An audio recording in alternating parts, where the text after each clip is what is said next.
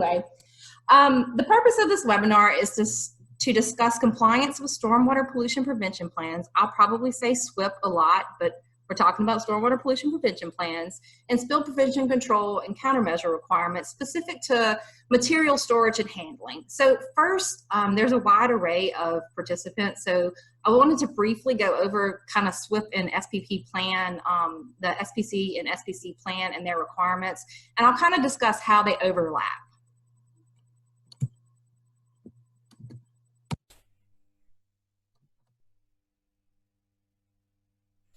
Stormwater pollution prevention plans.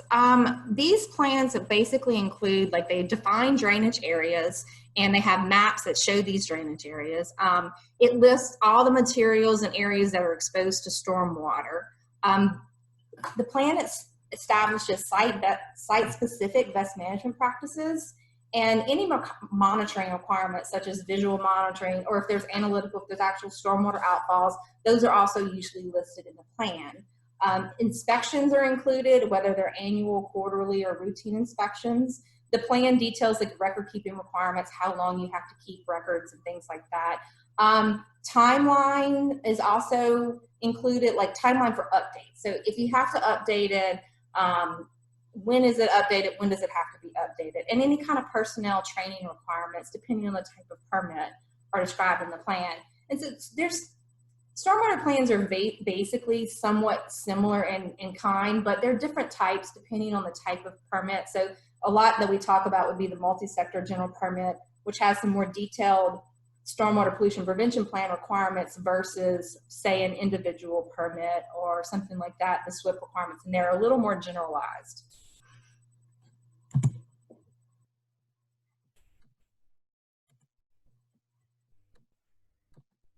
So in summary, SWPPPs are required by the permits. It implements conditions of the permit, and while the permit lists the items that it must contain, it kind of outlines those. You actually define the specifics for your facility in the plan. And the intent, of course, is to prevent pollutants from reaching stormwater.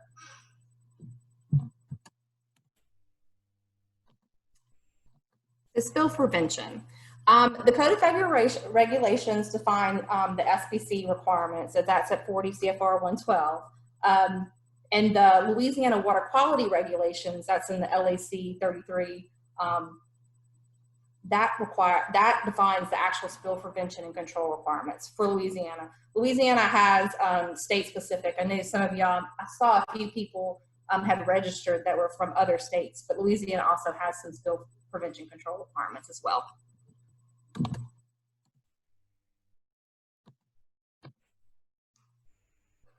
So what are SPC plans? The agency regulations outline the requirements for the notification of unauthorized discharges depending on whether it causes emergency conditions, exceeds reportable quantity, or violates the permit condition.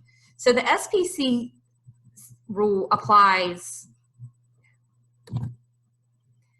to a facility that meets the following criteria. A facility that drills, produces, gathers, stores, processes, refines, transfers, distributes, uses, or consumes oil and oil products, and is non-transportation related. So I mean it's not regulated by DOT or Department of Transportation exclusively.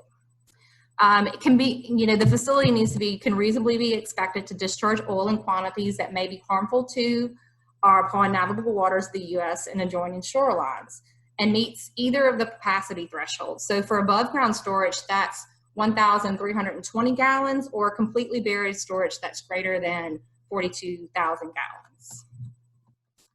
So when we talk about oil, what is oil? And that kind of is a question we get a lot. So it can be lubricants, it can be hydraulic oil, fuels, used oil, transformer oil, oil-based process materials such as defoamer, solvents with petroleum distillates. The purpose of the SPCC regulation is to establish requirements for contingency planning and implementation of operating procedures, methods, and equipment to prevent and control the discharge of pollutants resulting from spills and leaks. So for Louisiana, the applicability of the SPC regulations are based on storage and transfer subject to materials including oil. So that's kind of like the federal government. Then is those other substances that are listed in the secretary regulations and the notification regulations and procedures for unauthorized discharge. So it includes solid substances that have the potential to be spilled, released, or discharged either directly or by drainage conveyance to the waters of the state are also subject to these regulations. So something that might be solid that could actually, if it's solid form, stored at a certain pressure or something, but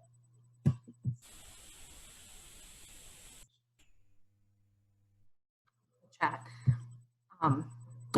So those are also subject to the SPC regulations. So, and just to be clear, so the US EPA, the SPCC regulations apply to storage and transfer of oil and oil products only.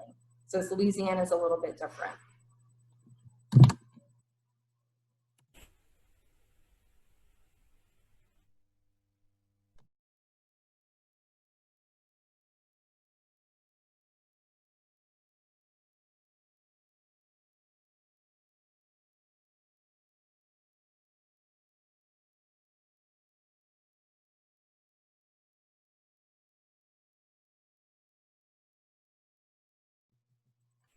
Sorry about that. We were having a little bit of technical difficulties on our end.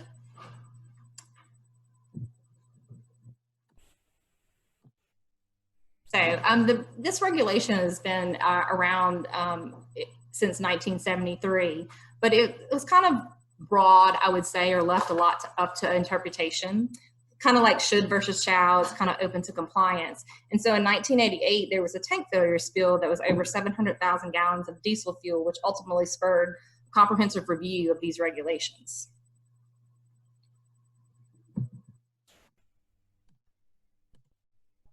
This is just a kind of a comparison chart of SPC with Louisiana side of things versus the federal regulations of SPCC requirements and the major differences.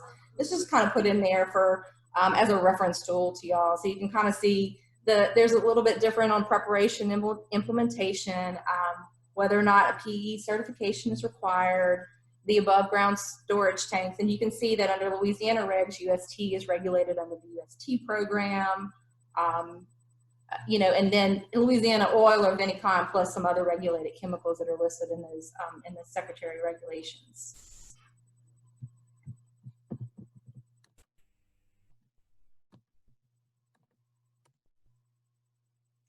So in summary, SPC, the goal of SPC is to prevent releases. The plan is required by federal and state regulations. It's required with storage above 1,320 gallons. The intent of the plan is to establish spill prevention practices and response procedures.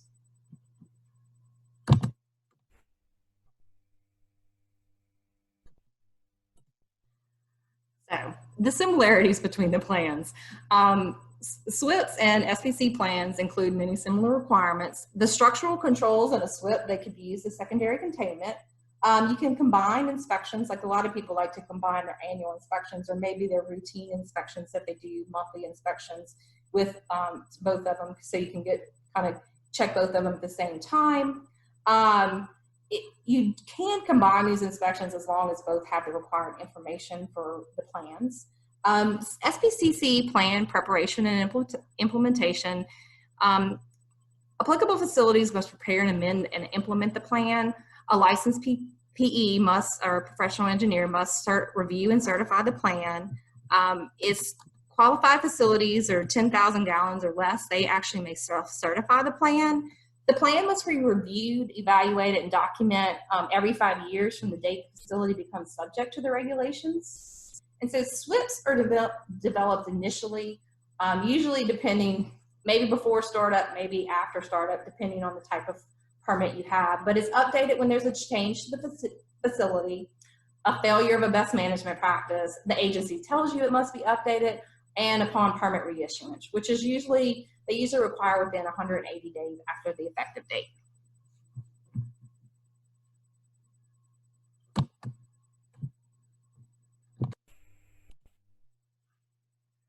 The stormwater management. Basically, managing stormwater and preventing pollutants from entering stormwater is a main component of the SWPP. And ultimately, you minimize stormwater from contact with pollutant sources. And you know, a pollutant, I have some listed here, but pollutants can be pretty much anything. So, you know, I see occasionally in permits, and this is something that kind of, when I see it, it's like a little red flag goes off in my head, is uncontaminated stormwater. And to me, since anything can be a pollutant, how can there be uncontaminated stormwater per se there? So a lot of times I'll suggest something such as low contamination potential stormwater rather than uncontaminated.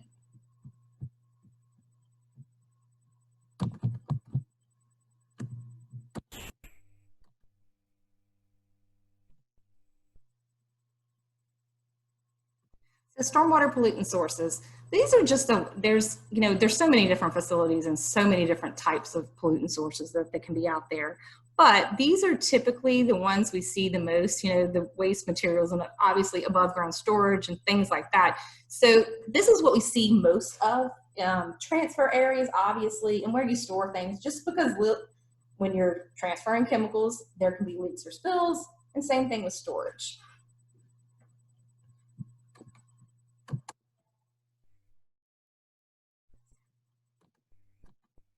So SPC regulated containers.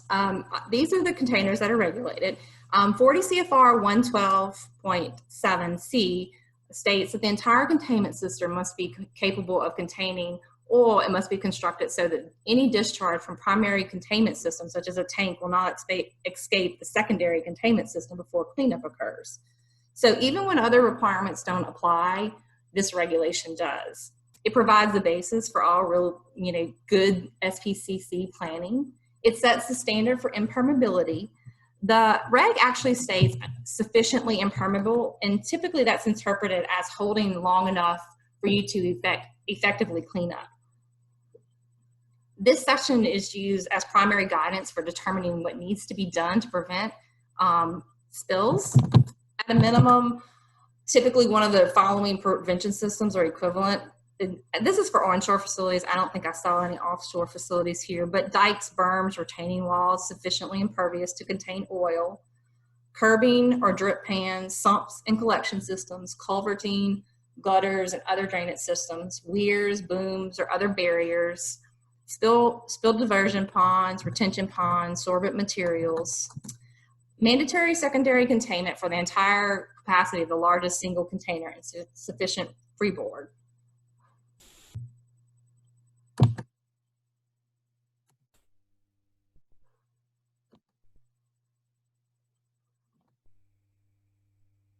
Sorry if there's a delay. I kind of have a delay, and I'm assuming these slides are making, you're seeing the slides. I kind of have a delay. Okay. Okay. So SPC, tank car, and truck loading and unloading racks. So a containment system, a catch basin, or some kind of treatment system or other containment system designed to hold at least the maximum capacity of the tank car, truck. For tank cars, if it's parked on a rail spur. So that once it's parked, it's considered storage, and it's subject to the federal regulations, secondary containment requirements, and not the Department of Transportation regulations. So you must have containment for the full storage amount. So when you inspect these areas, what you want to look for a lot of times is the containment system adequate? Is it functioning properly? Do you see any spills? Is there evidence of spills, or that it's not? Are there corrective actions or repairs that are necessary?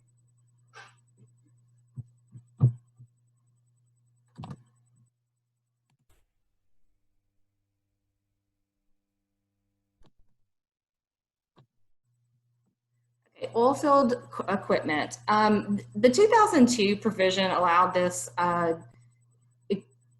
provision allowed an alternative to secondary containment for say. You may adopt procedures for inspections or monitoring program to detect equipment failure and or discharge. It's an oil spill contingency plan with written commitment to manpowers and resources. So just remember that with this alternatives, the regulation still applies there.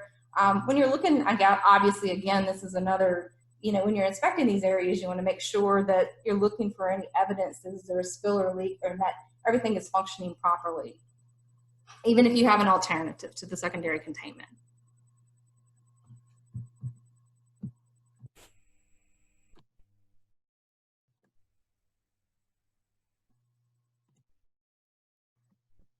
So facility drainage, a discharge log is typically included in the plan when you have valves that can be turned on and off. So the plan doesn't have to contain a discharge log if there are no valve dikes. Some facilities will have to have dikes without valves and remove water via vacuum truck when needed. Also, if you have an oil water separator, it should be on a checklist to determine if it's full, because that way you'll know if it needs to be emptied and you can put that as a corrective action in your inspection report. And so valves must be closed unless they're under a supervised discharge, unless being discharged to the wastewater treatment system. So if you have secondary containment with valves that discharge directly to the treatment system, then this is not necessarily required, but they don't have to be under supervised discharge. But this also, the supervised discharge also applies to pumps. So they can't have a switch that just manually operated when when it reached a certain level. That seems like that might be confusing. I don't know. So that, yeah, send in a question if you have one. So, and again, as water has to be inspected prior to discharge unless being discharged to the wastewater treatment system.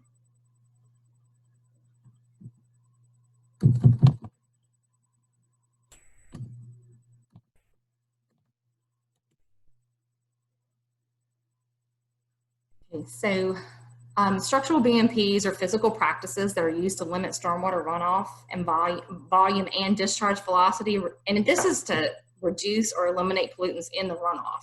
So control devices can be roll-up doors and closed dumpsters. Secondary containment structures also, that also includes drums and totes. So those are required to have some sort of secondary containment at all times. So if you move one out from somewhere, it needs to still have secondary containment.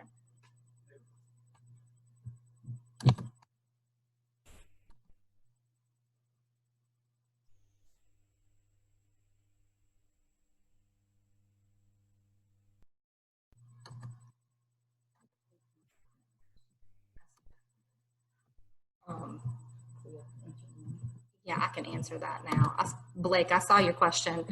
As far as I know, and Molly, you can feel free to unmute yourself, I don't think there's a recommended specific time frame there. I think it's probably dependent on how the facility operates on a basis, and to some extent, like the weather we've had between the two, would it be more frequent, depending on what kind of rain event there has been, as versus what they do on a regular basis. But as far as I know, it's just the timely. I don't think there's a specific time frame. And Molly, feel free. That's right. In the regulation itself, like you said, they typically just say timely. That being said, you do want to make sure you still have adequate freeboard in the containment area to capture the tank. But there's nothing that says it has to be removed within a certain amount of time from a rainfall event. So just so everybody kind of understands the question, I think y'all all can see this, but is there any guidance on how long it is acceptable to allow stormwater to stand in the containment before it must be removed? And it says most documents just say timely. Have you ever encountered an instance where a regulator takes enforcement action because the water is held for too long in containment? No, there still needs to be, sufficient freeboard, as Molly stated, and I haven't seen that as far as anybody taking any kind of enforcement action based on holding it too long. No, it would be more if the containment area is full, or they feel that you don't have capacity in there, as far as what I've seen. Okay, and so another question is, can you expand on the definition of adequate freeboard? Molly, you want to take that? I mean, kind of. Yeah, so EPA left the regulation deliberately vague because they needed to accommodate new and older facilities that were already constructed. The minimum accepted freeboard is 110% of the largest tank that's in a containment area. In South Louisiana, that's kind of pushing it because of the amount of rainfall that we do get. So if you're designing newer containment areas, we encourage you to consider 5-year recurrence interval or the 25-year recurrence interval. for freeboard. But the minimum is 110% of that container, and that's the minimum that a PE can certify under the and be accepted by EPA.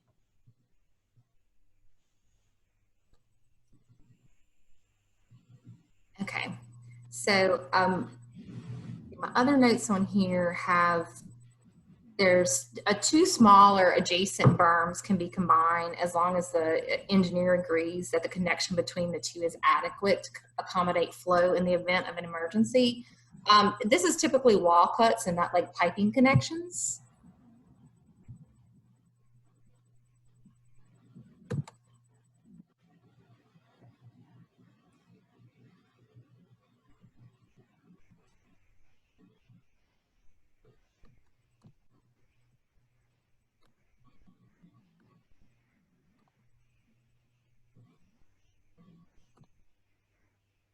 So, let's see, get started here. Hey, Bo, I see your question. What's the definition of sufficiently impervious? Again, that's another one of those areas that EPA left vague. The accepted answer to that is that it can contain the chemical long enough for you to clean it up without it exiting the containment area. So that's why earthen berms are allowed as long as they're compacted, you know, and they can contain liquids for a certain amount of time. There's no compaction definition in the regulation and or the inspector guidance document.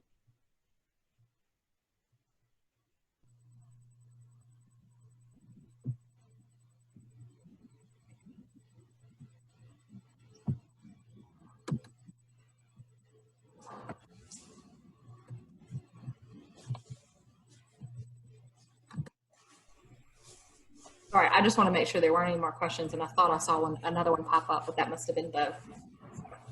Okay, we'll move on to structural BMPs. So, you know, the idea here is any kind of scrap equipment, material, or chemicals should be stored in the covered area. But I mean, everybody realizes, number one, you can't cover everything. Some things are, you know, too large, and it's also not feasible to cover everything. But anything small, you know, it's feasible to be stored indoors. It's easier to contain, and it, you know, prevents exposure to stormwater, right? That's something we all can kind of understand.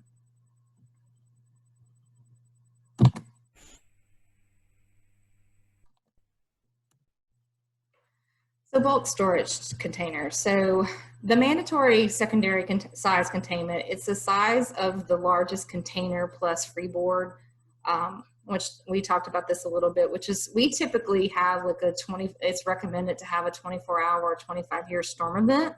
And we typically use 100% of the largest container if a storm event cannot be met. Again, we talked about this earlier, and this is kind of the same for bulk storage containers, is control the discharge from secondary containment, normally keep valve closed, you inspect the rainwater, you open the bypass, reseal it following drainage under responsible supervision, and you keep logs of the discharge. So testing and inspections, here is determined like in accordance with industry standards such as API. It's appropriate qualifications for personnel, the frequency and type of testing and inspections taken into account, like the container size, configuration, the design, whether, you know, if it's shop built versus field erected or skid mounted, elevated liners, double wall, partially buried. And you want to keep comparison records of any kind of tests and inspections. Inspections, and when you're looking at inspecting support and foundations, you want to look for cracks and integrity issues there. Frequently inspect outside of containers for signs of deterioration, discharges, accumulation of oil inside dike areas. The examples of testing and inspection, you know, this can kind of be a variety of them, but there's visual inspection, hydrostatic testing, radiographic testing, ultrasonic testing, acoustic emissions testing, or other non-destructive testing.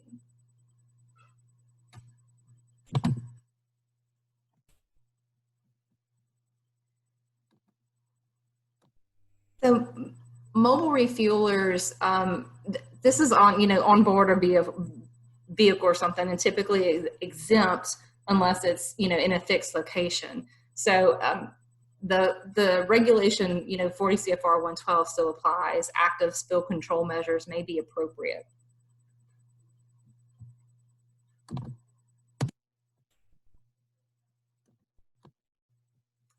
So facility transfer operations, we're talking specifically about pipe. So you must provide cathodic protection for buried piping installed or replaced after August 16th, 2002. Out of service piping must have a blank flange. Pipe supports must be properly designed.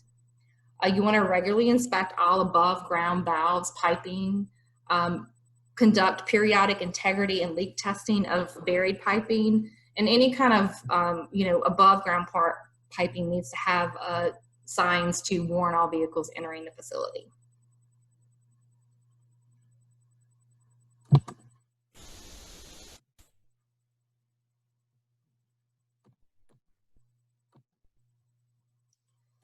So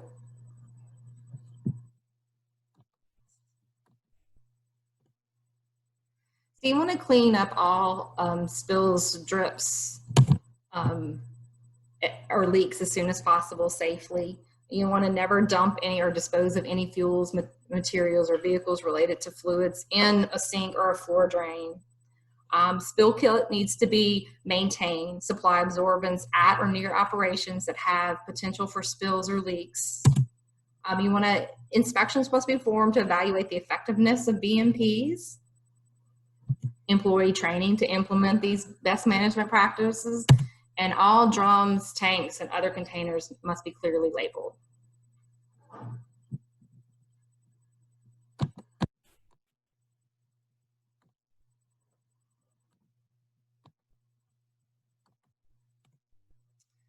So non-structural BMPs, this is a list of them here, but these are usually practices, you know, actual practices that are used to limit accumulation of pollutants in stormwater runoff. And you basically improve stormwater quality by limiting the generation or accumulation of pollutants at or near the sources.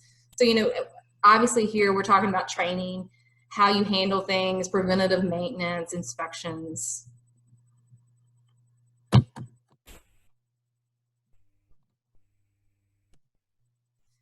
So good housekeeping, you know, this is a large component at, you know, all facilities, but initial cleanup of, you know, by physical removal, anytime there's any kind of spills or anything like that, and use of detergents, emulsifiers, or dispersants is prohibited, except where the cleanup practice doesn't result in a discharge or doesn't leave a residue that can be exposed to storm events. So, and you know, you want to make sure that a spill doesn't require regulatory reporting. That's to see the SPCC plan, check with, you know, if you have an environmental manager or something, you can call us for any kind of thing like that, and make sure that you don't need to report back. So routine BMPs and facility inspections. So there's, you know, all of preventive maintenance and BMPs must be evaluated. And when you do these, you just wanted, we talked about this earlier when we were looking at, you know, containment and things like that. And that's kind of why these inspections sometimes are combined, but you're still looking for evidence of spills or leaks. You know, are drums properly labeled and stored? Are there any non-stormwater discharges? Is there water somewhere that it shouldn't be? Like, is somebody doing something, they're washing something, going to a stormwater, but it should go somewhere else? Are there any corrective actions? Do you need to repair something? And corrective actions don't necessarily mean physical. Do you need to retrain folks? Do you need to put signage up? One of the things you also want to look for in any kind of inspection like this is any off-site tracking or blowing. You know, is there any raw materials being transported off-site? I know a lot of times we think of construction that way, but it can happen at, and you know, industrial stormwater as well. Are valves closed? And you know, if drums are empty, are they marked empty? Because I see a lot of that when we do inspections, is that, you know, there's an empty drum out there, but it's not marked, and the top may be off of it and things like that.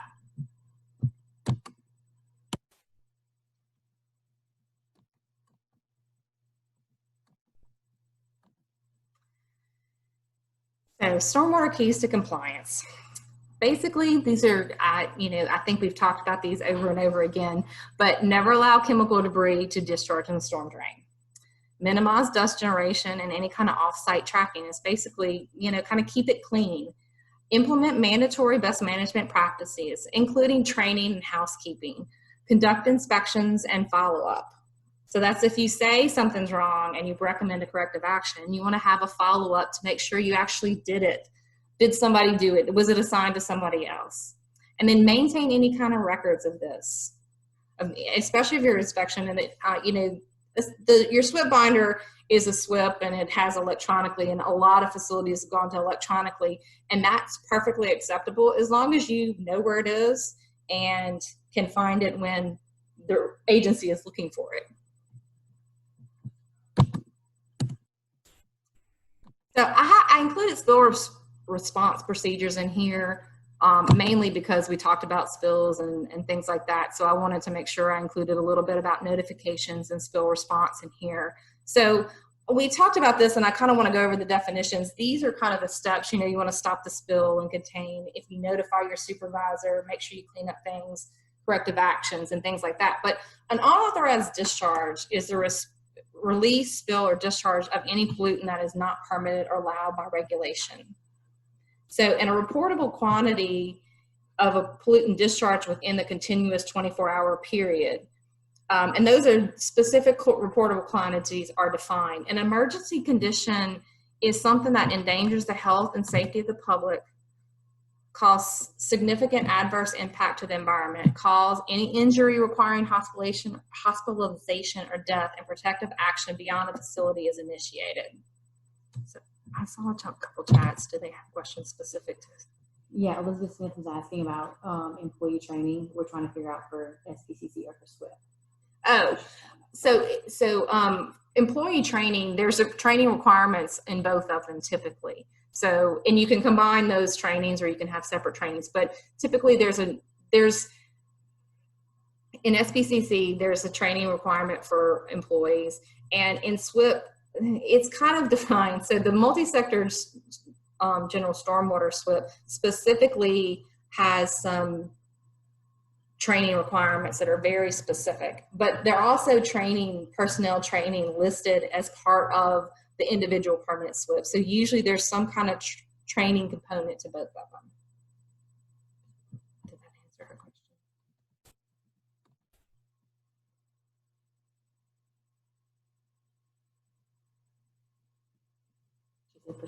Okay. So technically there's some part of training requirements for both of them.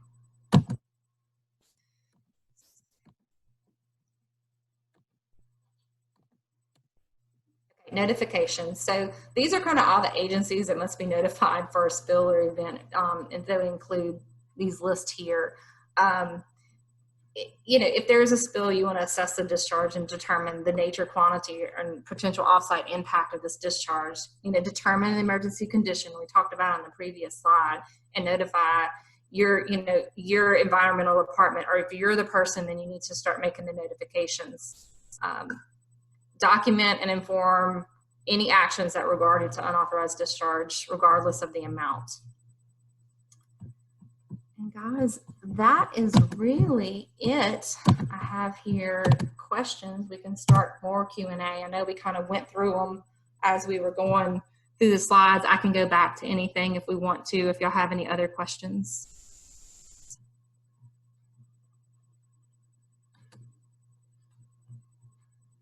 They can send them to the Q&A or the chat. Either way, Yes, yeah, we can. We'll monitor Q&A and chat. So.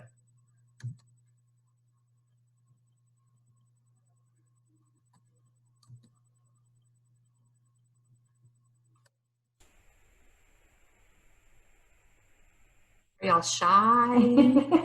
No questions. Molly, is there anything you want to add specifically? Not right now. If I think you did a good job. Let's see if anybody. Well, thank you. Us too. At least it's yes. At least Molly thinks that. Okay, so now we have.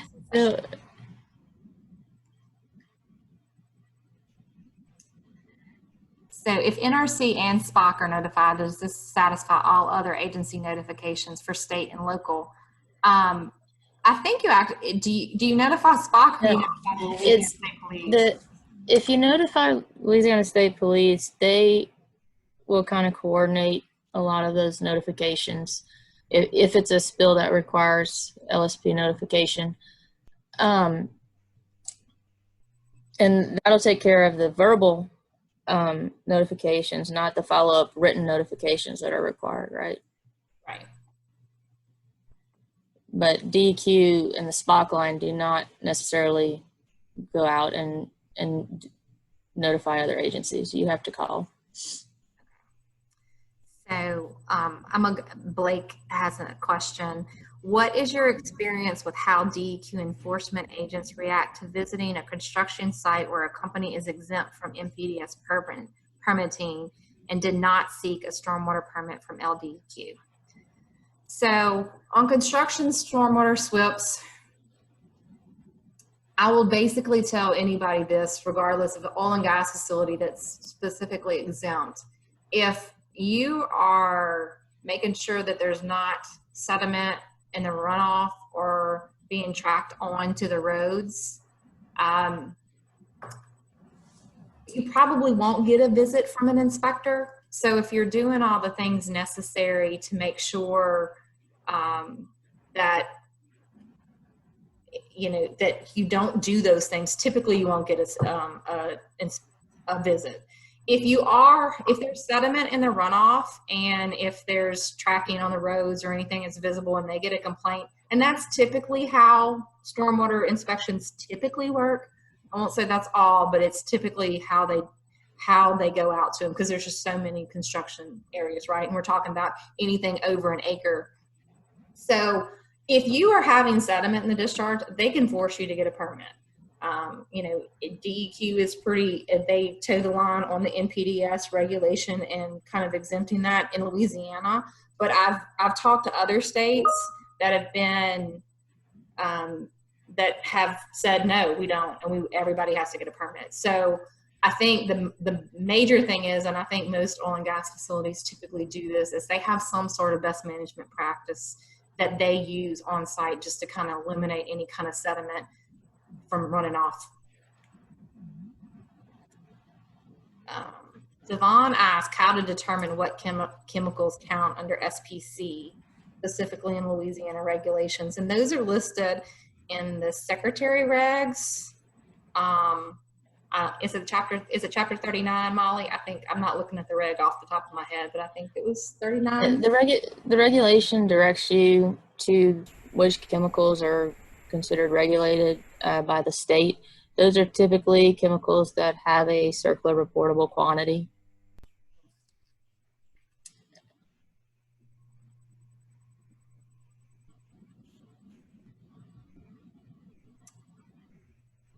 Okay, Blake is asking if I call SPOC, so he's talking about spills, do I need to still call LEPC?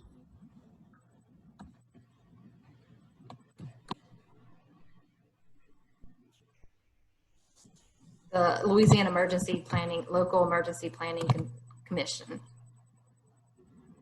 Molly, do you know the answer to that? I do not know if SPOC notifies the LAPC or not. Blake, I'll get back to you on that. We can find out. We can check and find out.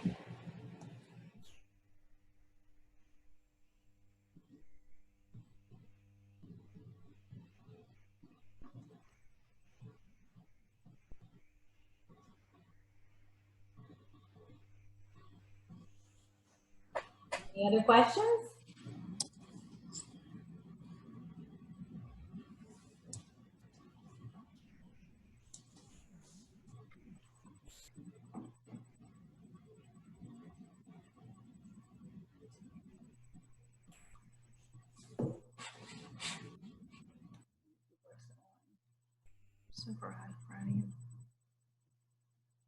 Some chats over here. I don't know who's in the chat. You can't see the chats. Okay. No, there weren't any questions here. Okay.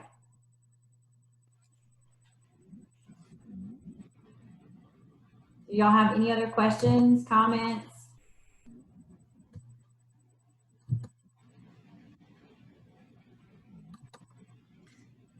Okay, guys. Well, if you think of anything, my email is up here.